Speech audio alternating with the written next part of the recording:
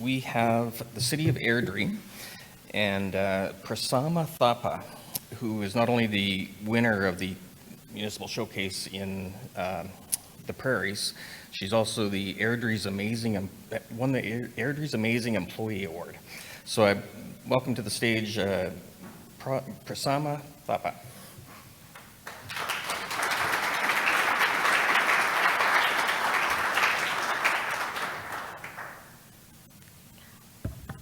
Well, good afternoon, everybody. It is afternoon now.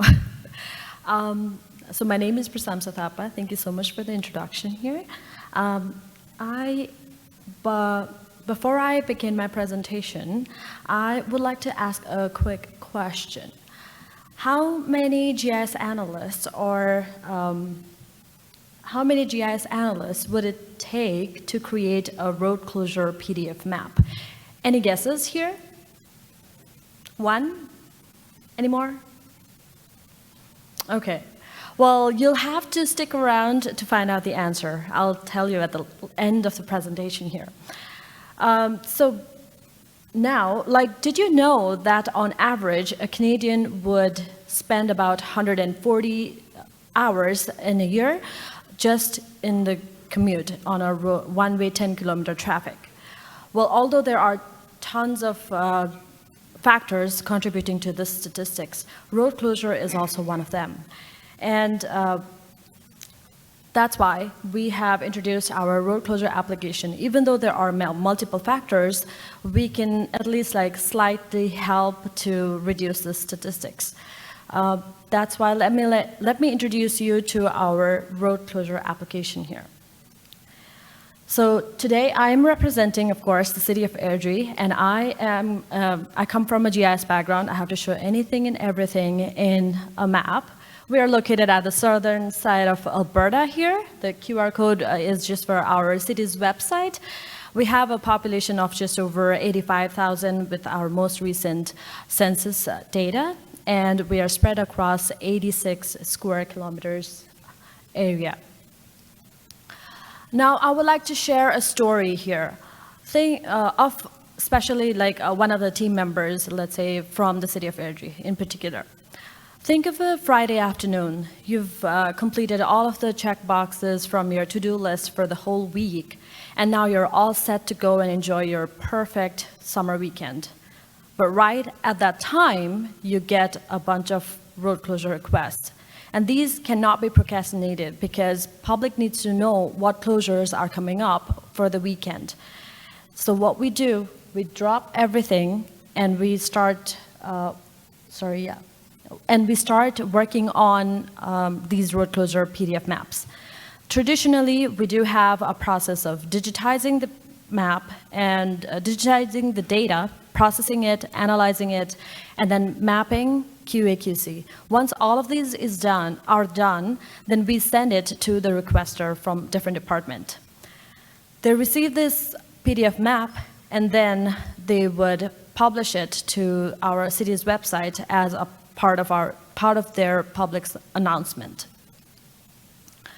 The request could come in any shape, size, or form. Here's an example that I'm showing. It's a traffic accommodation strategy task.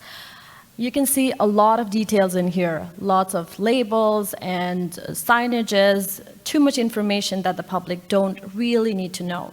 So what we do is we transform this map into very simplified format like this, with just road closures or detours, only the information that the public needs to know. So let's look into some of the statistics here. We've launched this road closure web application from Airdrie program, like ArcGIS, in 2022 in October. Before we launched this application, we were getting over hundreds of requests just for PDF maps. And right after we've launched this application, you can see the number has significantly decreased. I would also like to show you the number of hours that we've spent just working on these PDF maps. Before the application, over 300 hours that we have spent on these road closure maps. But right after this application, we can see that the number of hours that we have spent is only less than 25 hours, and that is also over 2 years time span.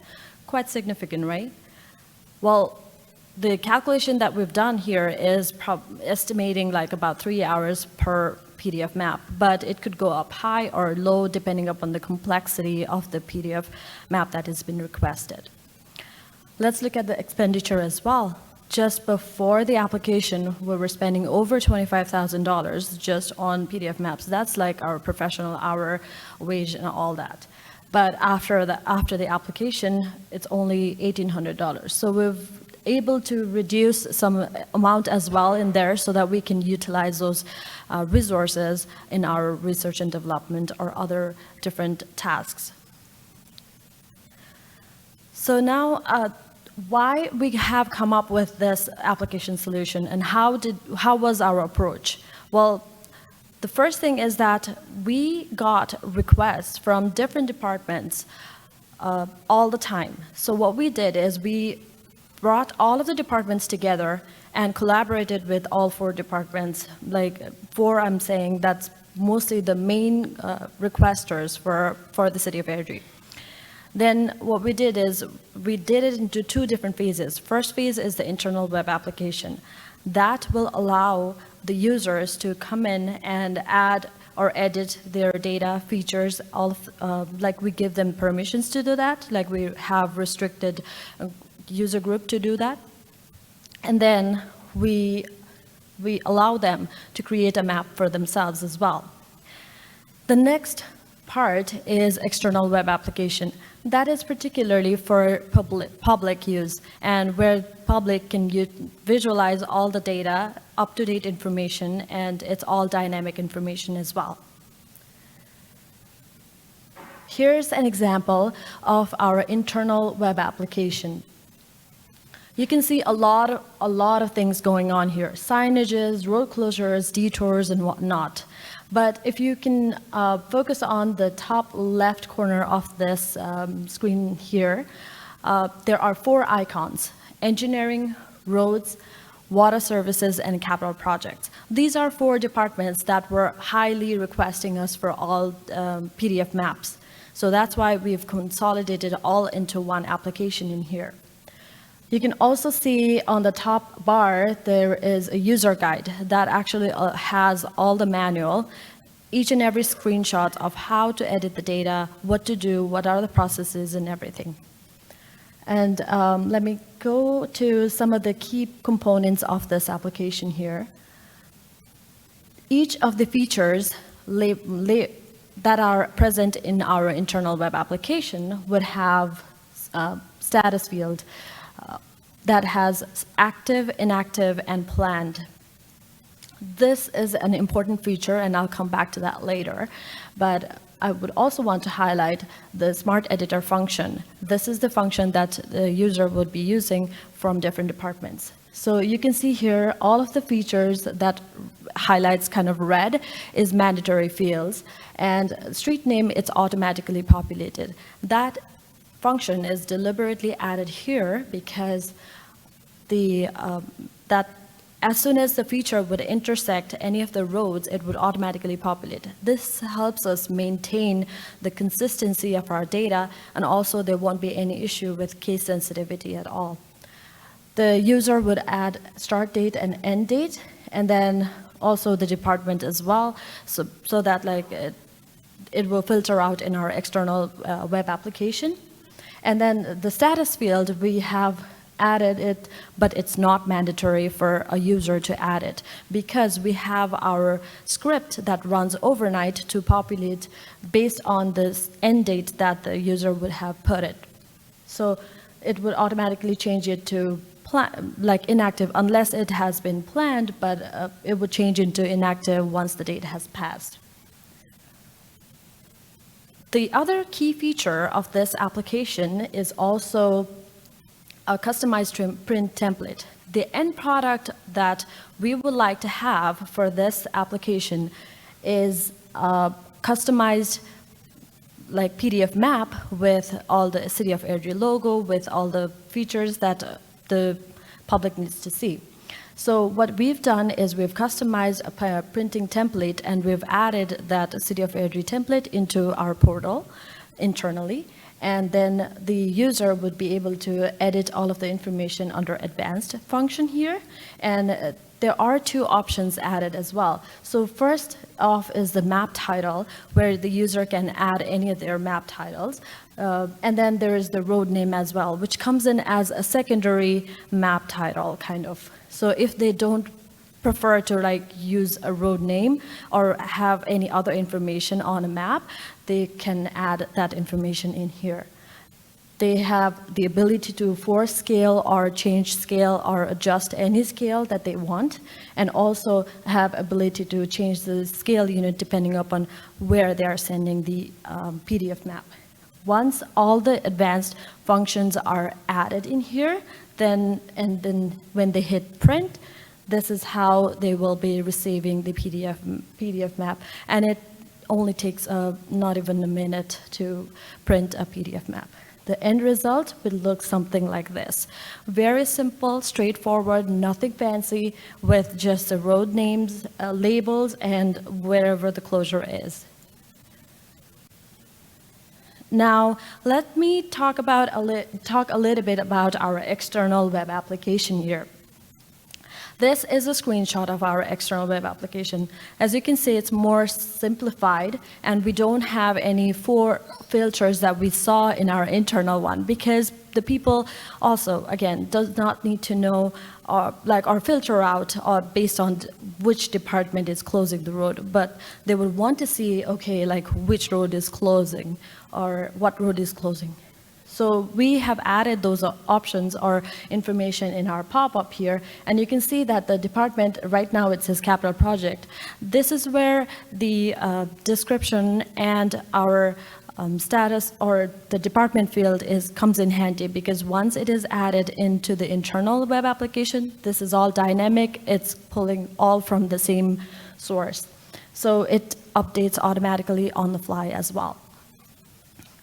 All of the information about this external web application and not configuration, but like just the information on what it is, what the functions are, it's all added into our About section just for the ease of public to be able to navigate. You can also see there are 2 tabs on the top side, which is called City of Airdrie Live Traffic Map. And then there's another one, Active Road Closure List. So Active Road Closure List is the traditional way of how we were presenting our PDF maps to the public. But let me take you to the live traffic data map. Here's an example. It's a separate application. The reason why we have our separate application is because the data that we are presenting here, we don't own this data. This is coming from Esri's Living Atlas. So it's a live data that updates every 5 minutes. How it's updated, where it is coming from, and how it has been acquired, all of the information is added into this About section, and that's all coming from Esri too. And you can also see another link that takes back up top, which is called Active Road Closure Map in the top bar. That will take the user back to the original external web application. And here's a list that I was talking about a few slides earlier, which is Active Road Closure List. So traditionally, this is how we have always shared our information with the public. You can also see the links for PDF under location, click for map. So that is where the user from different department would create their map and add those maps into these links as well. So the user, like a public, will have information in 2 different formats. One is PDF and another one is dynamic web application as well, which is most up to date, and it's constantly refreshing. So now that we have covered both internal and external web applications and the workflow of everything, what's next for us? The customized printing template especially has been widely accepted by the city, and we are now trying to leverage this into more applications and with more departments as well. So we are trying to apply the similar strategy with different other business units as well. For example, engineering for any road rehab maps. And we also see an opportunity to collaborate with assessment for like any automated buffer when they have to send out any notifications or things like that. And we also see an opportunity to collaborate with Airdrie Fire Department and emergency response as well, so that we do have all of the maps in handy and we're prepared with whatever we need to for any case of emergency. And with that, now I come back to the first question that I asked, like how many GIS analysts will we need to create a road closure PDF map? Has the answer changed now? No? Okay. Well, the answer to that is because the GIS analysts or GIS experts has already created this application and provided the platform, any user from any background can create a road closure PDF map with this application. No one needs to be an expert on GIS, just as on its own.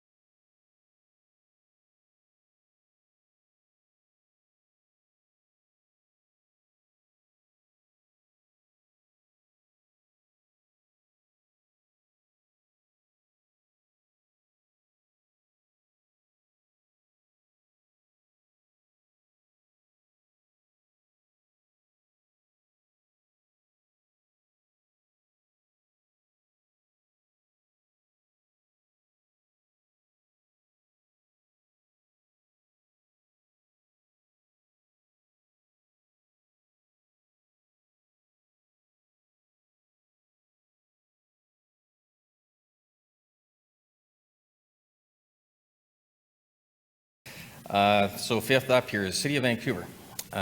We have Tag Healy, Chief Information Officer, and Rene Cravieto. I think that's right. Thank you very much.